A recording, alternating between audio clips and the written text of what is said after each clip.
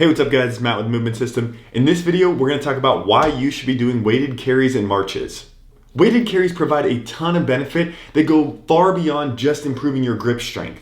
Whether you're looking to improve your posture, your technique, your core strength, or your conditioning, there are a ton of really effective carrying variations that can be effective for you. We're going to talk about a number of different carry variations, including the suitcase carry, the kettlebell rack carry, the overhead carry, the Zercher carry, and many other carry variations and the specific benefits that they can provide you. So without further ado, let's carry on to the 5 benefits of weighted carries. The first benefit of weighted carries is improved trunk stiffness and bracing. These improvements are often very hard to see, but they can be really impactful to your movement efficiency and your ability to move high loads. Different forms of carries can benefit a lot of different athletes. We'll start by talking about runners. Specifically, doing weighted marches can take a runner from looking like this to looking like this. So what you'll see in this side-by-side picture is an improvement in trunk stiffness and hip positioning. If we can do this with weighted carries and essentially improve the joint angle specific hip muscular demands and oblique demands and other core muscle demands, we can improve the efficiency at which we run. On the less efficient side, you can see that this athlete is leaking into their hip a little bit, they're dropping their hip, and this probably isn't going to make for optimal running mechanics, especially over the course of a longer run. By training the endurance of the hip and trunk musculature to maintain stiffness over the course of a long weighted carry, we can transfer that joint angle specific strength to improved economy of running. This can be really helpful for reducing running compensation patterns and helping a runner stay healthy or get back from an injury. This exact same principle could be applied to field sport athletes as well. If we can improve trunk stiffness, lateral hip musculature, they're going to be able to cut on one leg and do other unilateral tasks more efficiently. So if you're working with an athlete that has a lot of hip movement and not good trunk stiffness, consider a march variation or a weighted carry variation with some time spent on one leg to specifically improve the trunk stiffness and unilateral stability to improve their efficiency. Moving on to benefit number 2, weighted carries can help you train your deep stabilizer muscles. There are various muscles underneath our more superficial abdominals that really make up the entirety of the core. Some of these muscles include your transverse abdominis, which is essentially the anatomical weight belt and can help improve your trunk bracing and stiffness. We also have muscles like the quadratus lumborum in the back that can help improve our hip stability. Other deep core muscles include the multifidus, which is a very thick and important muscle in the back for stabilization. These deeper stabilizer muscles aren't trained with exercises like crunches and sit-ups, but rather with exercises like marches and carries. When we give athletes exercises like the suitcase carry, they're going to have to stabilize through the trunk and use their not only main oblique muscles, but these deeper stabilizer muscles that we're not always training with our regular exercise routine. Both unilateral and bilateral carry variations can be really effective at targeting these different deep stabilizer muscles. Benefit number 3 of weighted carries is improving your joint angle specific strength to carry over to improved unilateral training. For example, you may be really wobbly on one side or both sides doing the Bulgarian split squat exercise. Maybe this is an exercise you want to program into your training, but you just don't have the stability and the strength to do it yet. By programming some unilateral carry variations, we can specifically build strength and stability on one leg that can help carry over to improved performance on other unilateral exercises. And that brings us to point number 4, which is improved postural muscle strength and endurance.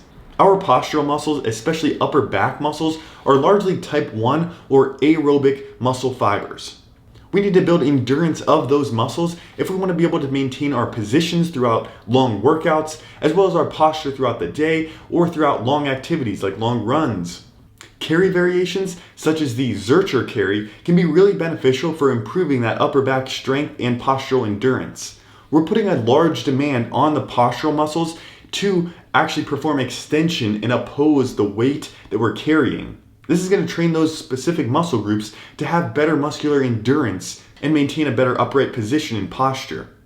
We could also use exercises such as a front rack carry. If you suck at front squatting or just have a really bad position at the catch or the clean, you probably need to spend more than a few minutes a week in that front rack position. By adding carry variations like the front rack carry, we can actually spend more time under tension in that specific position and build up that specific strength.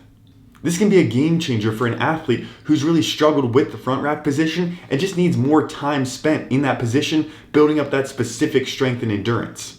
I did want to mention that some of the information in this video comes from the book Strength and Conditioning, A Biomechanical Approach. This is a book that I've been reading lately and has been really beneficial to understanding the biomechanics of strength training. I did link it in the description below if you guys do want to check it out.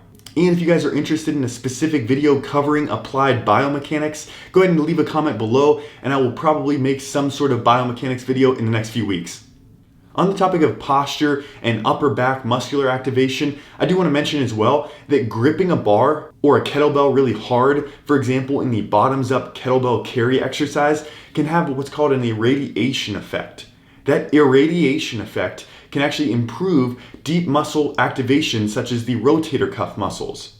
We know that the rotator cuff muscles perform internal and external rotation of the shoulder, but they also help to stabilize the shoulder. So when we do exercises where we're gripping a kettlebell hard and we're actually stabilizing it with a bottoms up carry or even just a front rack carry, what we're doing is we're activating those rotator cuff muscles to grip onto the glenoid more tightly. That can improve the way that the glenohumeral joint moves and rotates and the stability of that shoulder to potentially reduce different shoulder pain symptoms and just improve the overall mechanics of how our shoulder's moving. So while external and internal rotation exercises are great for the rotator cuff, we probably also want to incorporate something like a weighted carry to improve that stability aspect of the rotator cuff. And then lastly, moving on to point number 5, we have improved full body conditioning. Weighted carries can be a really great option, especially for barbell athletes or strongman athletes or Olympic lifters who want to start to work in some conditioning. As an example, if I was working with an Olympic lifting athlete, I might program an overhead carry for 3 sets of 60 seconds towards the end of the workout. This could help improve the stability of that overhead position so the athlete has less variability in their catch position and is more consistently hitting their lifts over time. And it would probably be more effective and specific to that athlete than a general conditioning exercise like mountain climbers or burpees or something. If I was working with a runner or a cyclist or a triathlete, I might work in 3 to 4 sets of 90 to 120 second kettlebell marches. This would put a little bit more demand on that single leg stability while the other leg is in the air for about 2 to 3 seconds and build joint angle specific strength for the running position. We'll also get a slight benefit to full body conditioning as well as all the other benefits with trunk stiffness and posture that we've talked about already. If I was working with a field sport athlete, such as a football player or a basketball player, I might work in a higher loaded march or carry variation for say 4 or 5 sets of 45 seconds.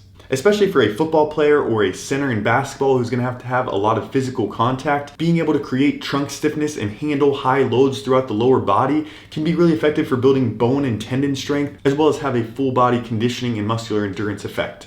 And then lastly, if I was working with a rotational athlete, such as a baseball player, cricket, field hockey athlete, something like that, I would probably emphasize more unilateral strength work and also train anti-rotation exercises, such as the Palloff press. These unilateral carries and anti-rotation exercises can really benefit the athlete's trunk stiffness and unilateral demand and potentially carry over to actual rotational power, as well as deceleration mechanics. If you guys have a specific carry variation that you like, go ahead and drop a comment below so we can all learn from each other's experiences. And if there's another benefit of carries that I haven't mentioned, make sure you drop that in the comments as well. Hopefully this has helped you appreciate carries and the benefits that they provide. If you guys want to learn more, go ahead and subscribe so you don't miss any future videos and follow along on Instagram as well. Thanks so much for watching, guys, and I'll catch you in the next one.